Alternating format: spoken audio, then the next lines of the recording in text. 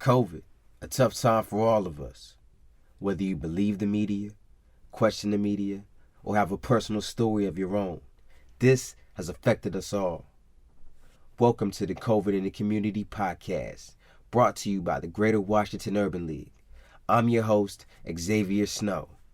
We use this platform to connect with our community and share stories in the hopes of raising awareness and building confidence in our fellow neighbor.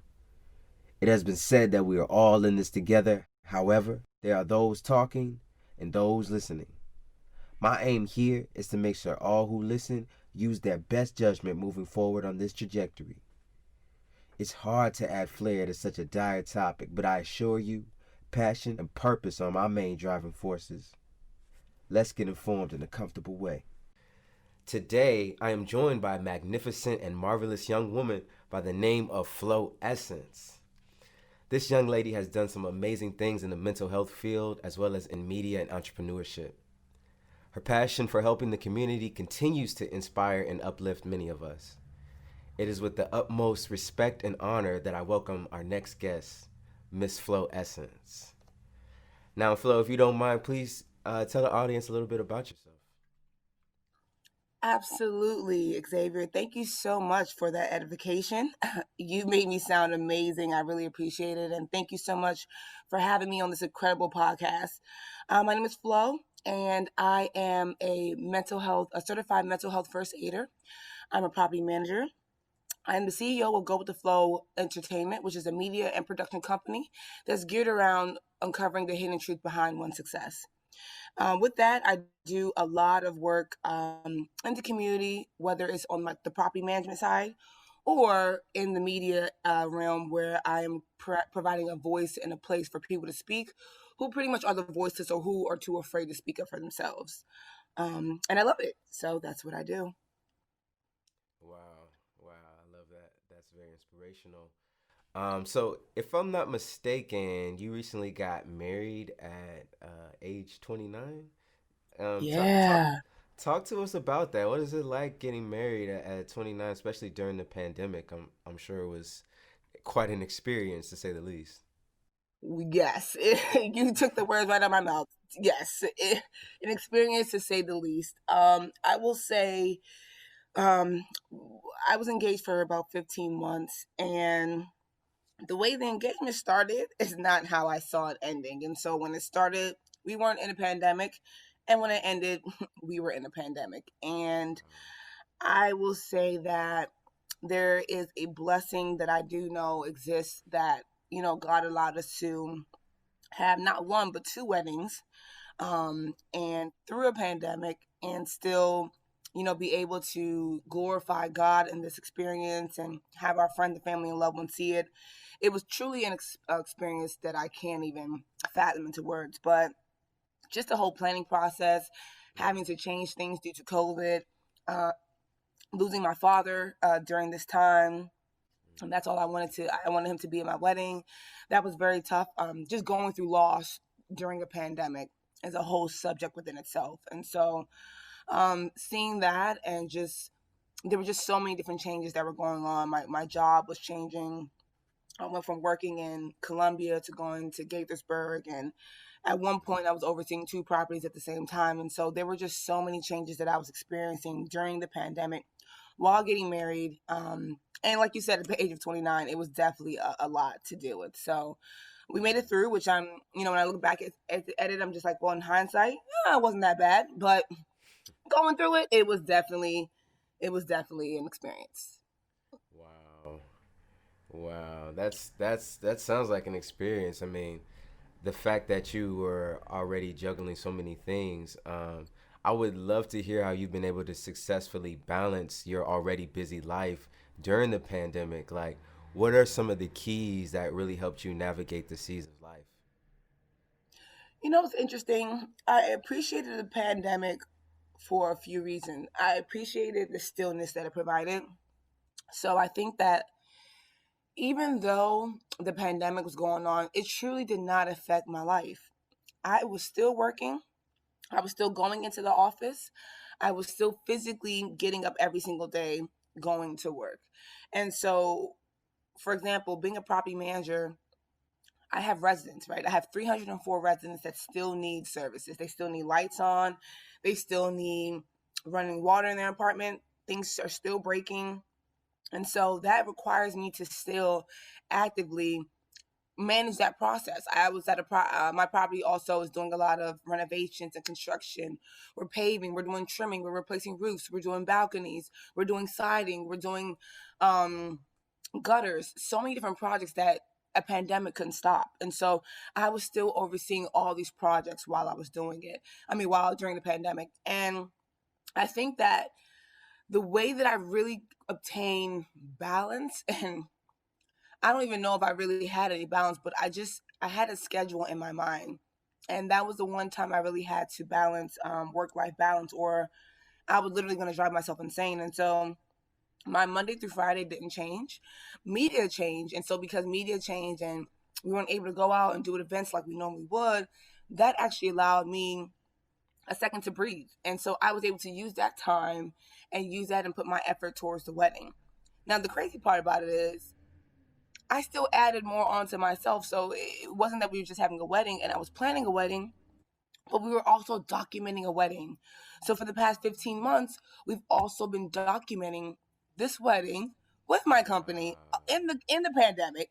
So I added, but like I said, for some reason I don't know. The best thing I can say is I believe that I was supposed to do all these things. We were supposed to do all these things. It was supposed to happen. It happened. God allowed it to happen. And I just think that I filled my time with other things. And for whatever reason, I was able to have the balance to get it all done. There were sleepless nights. So I don't want to, make it seem like this was a perfect type of situation. And, and I do want to provide that advice for others, but it wasn't easy. And that's just the truth. Like there were sleepless nights. There were nights where we were up editing for hours. There were nights where we were trying to figure out certain things. Our venue got changed. So it wasn't easy, but we just had to literally remember, have faith, and understand why we're doing it to get us through and know that there is an end date. And when you can see an end date, it kind of just feels a little bit better. Absolutely, absolutely. So it sounds like you staying busy was one of the keys to just being productive and just getting the things that you needed to be get done. Yeah. And that's funny because a lot of people at this time they may not be sure what to do. They may not know how to fill their time. So I think that's a key is just finding things that fit into your life that you can actually use and learn from and improve. And I think that's very important to just finding that balance. Yeah. Xavier, you said something really key, which is like, I found something else to fill my time. So you're so right about that. When that takes me back, I'm sorry, to when when I started this industry, one thing I always told myself was I always wanted to stay open to whatever was happening. Yeah, I knew I was a media personality and I was doing interviews, but I always told myself I don't want to be shy to the camera or understanding producing or understanding editing. And so I think what happened was Mm. I took advantage of what I was given, right? I knew I was getting married prior to the pandemic. I knew that I was having, or we were, this was something special and sacred. And I knew that I had a media production company. So I just put two and two together and was just like, well, let's record this. So I think maybe the art is looking at what you already have and what can you make from it. How can you use the skills that you already have, or maybe skills that you want to brush up on? How can you practice on those skills now? I'm practicing on myself, right? On my own self, because after this, maybe I'll be able to produce someone else's show, but I Mm. won't know, but I had to try on myself first. So I think it's just finding ways to challenge yourself with things you always wanted to do and just do it because you have nothing but time. Nothing else but time. You have time to fail. You have time to succeed. So what, just try. And I think that's exactly what I did. Man, well said, well said. Now, I know most people listening probably don't know this, but we actually worked on a project about a year and a half ago, and you hosted an event for the networking that I held in DC. I remember just how enthusiastic and active you were in your role and the job that you had. You just took it very serious, and I noticed that you kind of take that same approach to life while still having fun. I would love for you to share what you've been up to and what are some of the things that you are working on as far as projects. What can we expect from Flo Essence in the upcoming months? Well, I pretty much spilled beans already, but I would say the biggest thing is, it will be the docu series. So my husband and I have been working on an incredible docu series called Amadi Coming Soon. And like I said, I took all my passions and everything that I've learned in this industry, and I did something completely different than I normally do, which is to produce a docu series, a four series docu series. And what we're doing is we're highlighting the fact that we are millennial, young, um, first generation Nigerian Americans who literally had a royal wedding that encompassed us really showcasing our culture and tradition in the highest light, as well as having a traditional American wedding. And I think that this docu series is so important because Black love is always triggered and always a area where I feel like we lack the family aspect, we lack the love aspect, we lack the idea that marriage is even a good thing. And I Mm, believe that what we show and the way that we show our love, which is very authentic, and you'll be able to see it for yourself, is we show that love is fun. Love can work for you. It can work in business. It can work in partnership, because once you come together with yes. your yin, literally, the blessings that come from that, and not only that it's great to have two heads are better than one, but the blessings that come with that, just honoring that covenant, is just incredible. And we've seen it firsthand, things that has been done to our lives so far. And so we just really Mm, want to show that. And then of course we want to show our culture in a great light. Nigeria has had a lot of, positive and negative scrutiny, and we just want to show the culture that we love and the way that we see it, and how it can just be really portrayed in a different light. And so we're excited about it. That's what you can expect. That actually, the first episode is supposed to drop this month on December 30th, and so we're really really excited about it. We're supposed to have a watch party. mm, It's been picked up by a network that I can't name just yet, but you'll find out very soon. And so okay. we're just really excited to see what happens and where it goes. And yeah, That's major. That's major keys. Ecstatic to see that, man. That's amazing. You put thank your time and you, energy to something like that. That's beautiful. thank you so much. Now, I know that when we talked on the phone previously, we discussed that you had an experience in which you had a conversation with someone who had COVID-19. Um, just shifting gears a little bit, can you tell us a little bit about your experience and some of the takeaways from that conversation? Yeah, so that I interviewed a good friend of mine earlier when the pandemic first started, and he definitely suffered from COVID-19, and at this point, I know a couple others who have. And my experience with that interview was I was really trying to understand, because I think that when it comes to this this monster COVID-19, I feel like a lot of people want to know how'd you get it? Where'd you get it from? How did this happen? And that wasn't really my angle that I wanted to know in reference to how. My angle was more so the mental part, right? I was more so wondering, like, what was your mental stage like going through that day in day out?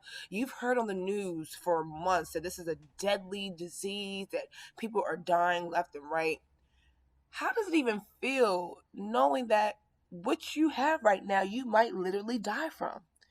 And that was the conversation that we were basically having. And one of the words that I remember that so vividly that he said to me was like, I remember him saying that he asked God that if God was to help him get through this, that he promised that he would be a steward and basically be a representation of God throughout the rest of the days of his life. And I Mm, feel like we go through so many different things and we overcome them. And while we're going through it, it's tough. But I've never ever heard someone actually say, Lord God, if you get me through this, I promise I will be, this to you. But that showed me that this COVID-19 has shook him so much. due to media, due to things that we've heard. And so he was thinking about life in a different way. Even his responses were different. They were coming from a very philanthropic kind of place. And I Wow. feel like people who go through COVID-19, my perception is it gives you almost like, you almost feel like you have a second chance at life. And so after going through it, it's almost like you appreciate all the things around you. Kind of like when death happens. When death happens, people start to appreciate things Right. and understand life and all these things. And I feel like COVID did that for him, and just others that I've now spoken to later on that also have gone through it. And so I just think there's appreciation, for life, and I agree there should be. And I just think that for those who go through it, it's just something that we won't be able to understand unless we go through it ourselves. And just the way it sounded like, because it's such a near death experience, that if you get through it, man, it's just like, yeah, I'm gonna live the right way now. I'm gonna do what I need to do, and Right. to make sure that I don't end up there, even if the wrong things you were doing didn't even lead you there. It just gives you a whole new aspect on life. So that's my big takeaway. Right, right. And I want to kind of piggyback on a point that you made as far as just, almost like taking things for granted. Um, a question that I asked one of my previous guests was, I always try to look for the blessings in disguise, right? What I asked them what were some of the silver linings in the pandemic, and I would want to propose this question to you as well. Obviously, this pandemic has decimated the entire world. There's pretty much no one else that has been impacted more than the black community. But I want to know from your perspective, what are some of the underlying blessings of the pandemic that maybe can help us realign our thinking and start to see this as a positive thing? I'm gonna go with the first obvious one. Is there's two. So I've been able to see this on two different sides where, and I think it kind of depends on if you are still able to, if you're blessed enough to still be working, right? So I'm going to talk about it from two different angles. If you're blessed enough to still have a job, to still be working, to still have income, I think one of the takeaways you can take is honestly, you can save. You can save money. I have talked to so many people who are still working, who are blessed and fortunate enough to still work, and they have their businesses, and they've been able to save money to either open up a new store or open up I don't know, a new thing. I just feel like if you're able to work in this time and you're able to have money, you understand the importance of saving, and you understand the value of your dollar and how it's a blessing to have that particular dollar to be able to put towards your business. So I've seen that happen a lot. I think the other takeaway for someone who um, is not fortunate enough to still be working and is highly affected by COVID, I would say that money truly isn't everything. And I say that because it is everything, but it isn't everything as well, because I also at a point my job was affected, and I sat there and I said, okay, am I upset right now because I'm not working? Of course, I have to go do this, I have to go do that, I have to go do that. But it gave me a level of peace, because even though I wasn't working, I was still. And when I was still, I was able to find different ways, like I was saying to you earlier, to kind of feed different parts of me and understand myself. I think this whole entire experience has given us a moment of self reflection. So whether you're working or you're not working, it's a time of self reflect. And everyone's kind of just figuring out, like, what is it that I want to do? What is it? What kind of life do I want to live? Do I really want to still work this 9 to 5? Do I really want to pursue my entrepreneurship full time? I feel like on every spectrum, on both sides, you're really figuring out, what do you want your life to look like? What do you want it to be? And I feel like we never had this moment of self reflect, because we're always moving, trying to get the next dollar, trying to go to the next thing, just constantly on the go, that we don't have this moment. And so I think that's the biggest takeaway. We've just really come in tune with ourselves, understanding who we are, what we need, what we want, and hopefully we're able to move a little bit better. We understand the importance of mental health. We understand the importance of family. We understand, we just understand so many things a lot better. And so I hope that that's our biggest takeaway on both sides of the spectrum. Man, that was powerful. That was powerful, man. I wanna play that back just so I can hear every little gem that you dropped in that. For real. Yeah, thank you. So, that's amazing. I always love to hear people's perspectives. Um, Something else that you mentioned recent or earlier that recently happened to you was the unfortunate passing of your father. And I just want you to know that my condolences go out to you and your family. And at this time, I know that it's extremely difficult for a lot of people out here that are experiencing some of these heartaches. If you don't mind, for those who may not know, what is it like for you taken care of your father in his last years, and how was it like losing him during the pandemic when going to the hospital wasn't really an option? Oh, um, first, thank you for your condolences. It was hard. It was very hard. I took care of my dad for 10 years, um, as he had dementia. My mom and him were divorced, but she was always very supportive and with me every step of the way. And, so she taught me how to take care of him due to her work being in the healthcare field and all that stuff. And so, um, I, I honestly, if I'm going to be like super transparent right now, I don't know if I even have fully dealt with it just yet, if I'm going to be honest. My father's passing was so unexpected. It was so unwarranted, and it was just, it's one of those things where like I knew what stage we were in. I knew that his time was, in jeopardy, but I knew that I was just gonna get married in 5 more months. Dad, just make it there. That's all I need you to make it to. And in the back of my mind, it's so crazy because I just knew because I wanted him there so bad it wasn't going to happen. And I lost him at a really unfortunate time. My dad stayed at a nursing home. He was at United Medical Center in DC in Southeast, one of the only nursing homes that were still up at this time. Providence Hospital, they already took that away.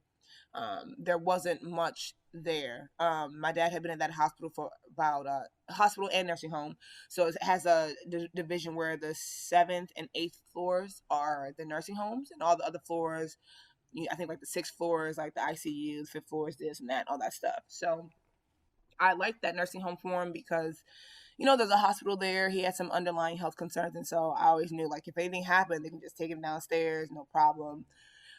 They had their faults. Every nursing home does.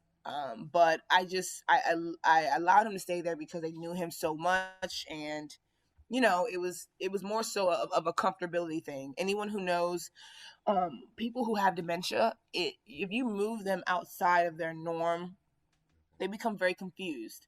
And so my dad had gone through a lot of that trauma already in the beginning of his stages of dementia, and I saw what it did to him. And at this stage, I didn't want to provide that type of confusion for him. If anything, I wanted to provide comfort and just him knowing that he's in a safe place. Because there are things that they do when they realize they're not in a safe place. He'll go into a mood where you can't feed him, you can't, you know, touch him, move him. And at this point, my dad is actually he was nonverbal at this point. So a lot of things that I had to do in reference to him, I had to understand through his eyes. As crazy as that sounds, I had to understand through his movements, through his body. I had to I had to read I had to literally read someone who couldn't speak to me and understand what hurts him and understand, what he's feeling and what he needs. And anyway, through that, during COVID, there got to a point where United Medical Center had a mandated law or rule that the governor had passed that all of a sudden they were shutting down the nursing home and they were displacing all the residents to nursing homes all over the DMV. Now, as you know, I was very, very livid about this, very upset because I was like, how could we do this in the middle of COVID? How could we now be changing these residents to new places? And we're not even supposed to be. doing all this movement right now. And so I felt Wow. very uneasy, but I literally had no choice.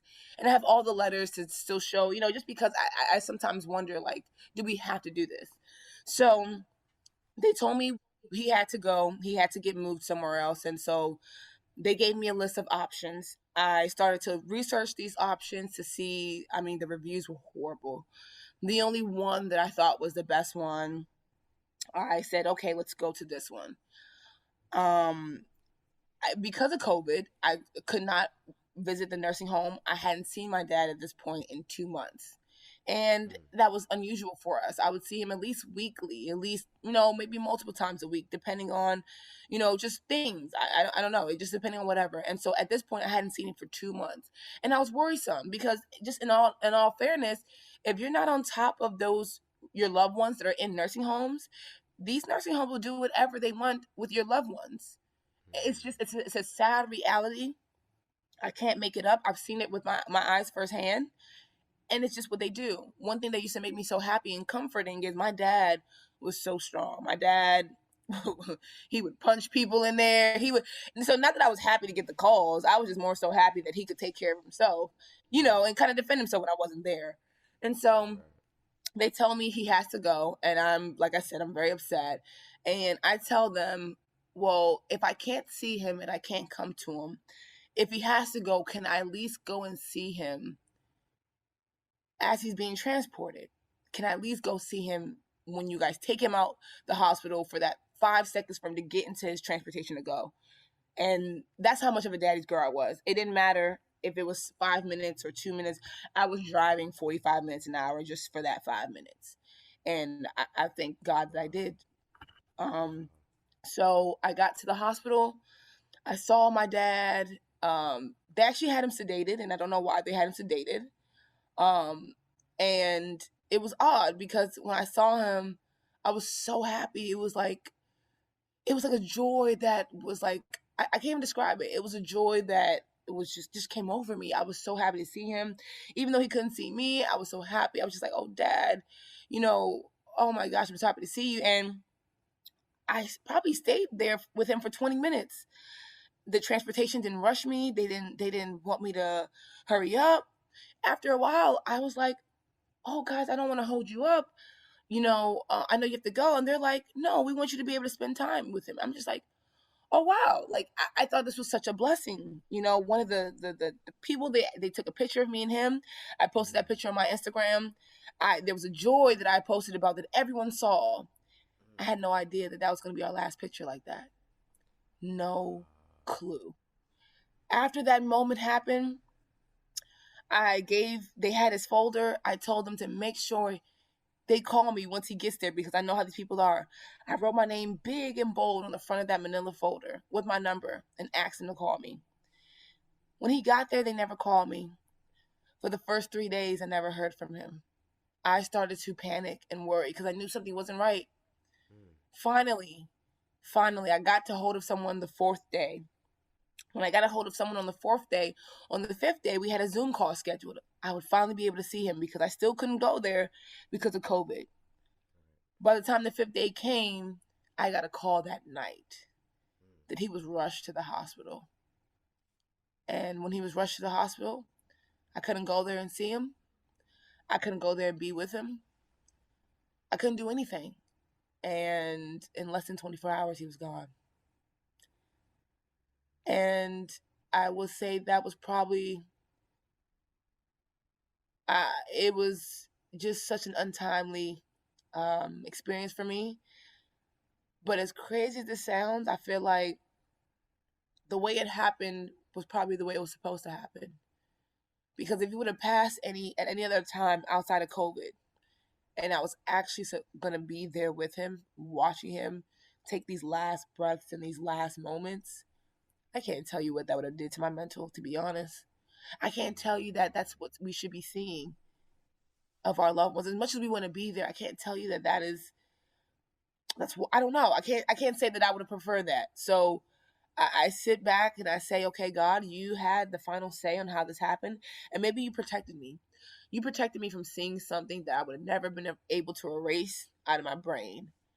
And the only thing that I can, I mean, hold on to right now and be sad about is the fact that I wasn't there, but I don't have those images. And so um, that's that's my takeaway from that experience. But it was definitely one of my hardest ones.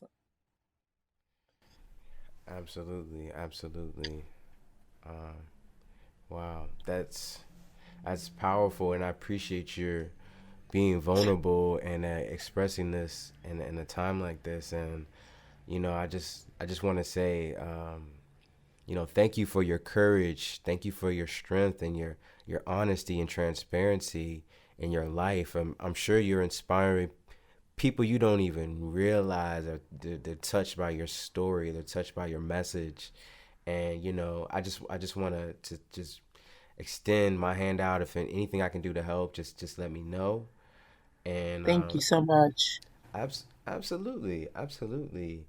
Now, before we close out today, I just want to give you the floor. So if you want to leave a message to maybe anybody out here, our audience, that maybe not taking COVID-19 seriously, or anybody that needs to hear what you have to say, just share what your final words are, if you don't mind. Yeah. I would say COVID-19 is very real. It's a real thing.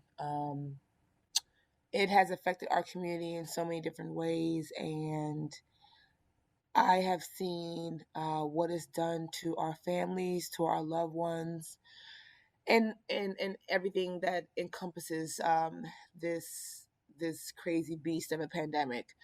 I really, my heart really goes to our Black men. I care for you guys so much, and I say that because in general, Black men, we don't even. I said we. You. I guess.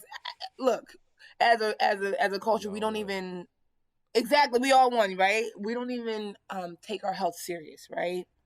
And this is why I feel like Black men and COVID-19 are so important to me. We don't, as men, you already don't go to the doctor regularly. When you are feeling something, you don't say anything about it. That's one of the ways that my dad even got sick with dementia. We had to find out the hard way. We didn't even know there was something wrong with him. He kept lying and saying other things, and we found out the hard way. And it's just like that's a common theme in our community, and I don't want us to take that lightly. Black men are under attack, always under attack, and we need you guys so much for our families. You guys are valued. You guys are loved. When it comes to raising children, a woman cannot do it without you. She needs you. She needs you in so many different ways. And so I just say this to say that I want us to take this serious, protect ourselves, wear our mask, be careful, wear use hand sanitizer. Like do the things that we need to do to protect ourselves because it's bigger than just you. If you are gone, it's a family, it's a generation, it's so many people who are affected by this. And I just want to protect our community so much. I do this to my husband every day. He comes in, how you feeling? I ask him probably 20 times a day. He's probably annoyed because I have to ask him 20 times a day just in case the first 10 times I ask him, he lies. So I can at least get the right answer on the next 10, you know? So just be intentional about our health, about the things that we eat, what we put in our body.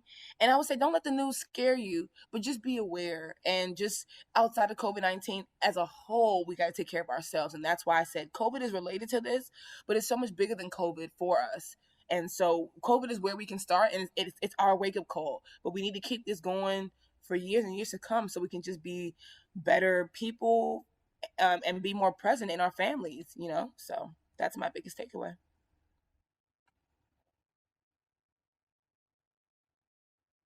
I said my biggest takeaway. That's my last words. Hello. Yes, yes, my fault. Yeah, we got you. We definitely understand what you meant. But thank you for sharing your wisdom and experiences. Truly grateful for you taking the time out and speaking with our audience. Where can people You go are so online? welcome. Yeah, absolutely. If people want to connect with you, where can they go online to reach you and learn more about what it is that you do? Absolutely. The best place I would say is you can connect with me on everything and anything, Facebook, Instagram, LinkedIn, YouTube, Twitter. For the most part, everything's under Flo Essence, and I'm going to spell it because it can be a little tricky. That's FLOESSENCEE.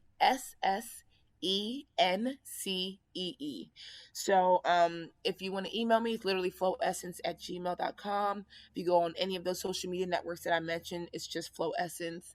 And then from there, you can also find out things about the docuseries Amadi coming soon, which is also on YouTube right now. Just the preliminary things about it. And but I think like the best way, like I said, Flow Essence everything. I keep it simple.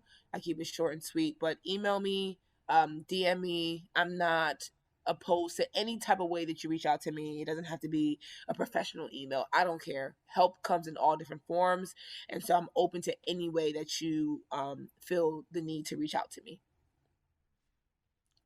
Wonderful, wonderful. Well, Miss Flo, or should I say Mrs. Flo Essence, thank you That is the again. name now. That is the name. I love it. I love it. Congratulations again on all your success on your Thank marriage you. and the new house. Congratulations. We didn't get to talk about Yes, that, but I congratulations know. on Thank you so closing, much. doing some Thank amazing you. things.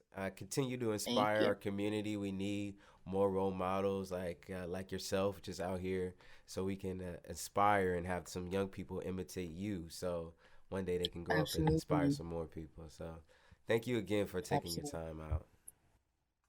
You are so welcome, Xavier, and good luck with anything you already know. If you need anything, I'm always here for you, always supporting you and rooting for you. And yeah, until next time. We dealt with some amazing topics today. Thank you for staying with us. Stay connected with us directly through gwul.org/CCTAP. You can also join the discussion on Twitter at GW Urban League and Instagram at GWUL365. If you would like to speak with us directly, please send us an email through gwulinfo@gwul.org. And as always, thank you for allowing understanding while dealing with all different opinions. This concludes the COVID in the Community podcast.